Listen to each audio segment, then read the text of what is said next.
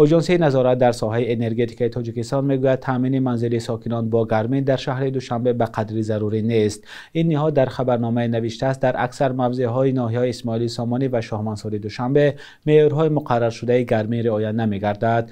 با گفته متخصصان اژانسی حرارت گرمی در شبکه و داخل بناهای بلند عشونت تا 55 درجه برابر بود، در حالی که موافق طلبات حرارت گرمی باید 75 درجه باشد. در خبرنامه رسمی آمده است پس بودن تامینات گرمی باعث شده است که ساکنان برای گرم کردن منزل‌هایشان از برق استفاده برند و این حالت باعث سرباری در خطهای برق شده است. اژانسی نظارت در ساحه انرژتیک گفته است برای رفع مشکل به مسئولین دخلدار سفارش و توصیه ها داده است، اما معلوم نیست که مقامات برای حل مشکل چی چاره می اندیشند. موسم گرمادهی در شهر دوشنبه آخر ماه اکتبر شروع شد، ولی شکایت ها از نبودن گرمی در منزل ها زیاد است. نه تنها ناحیه های شاه منصور و اسماعیلی سامانی، بلکه در برخی منطقه های ناحیه فردوسی هم ساکنان با وجود شرطنامه با شبکه تقسیمات برق با گرمی تامین نیستند.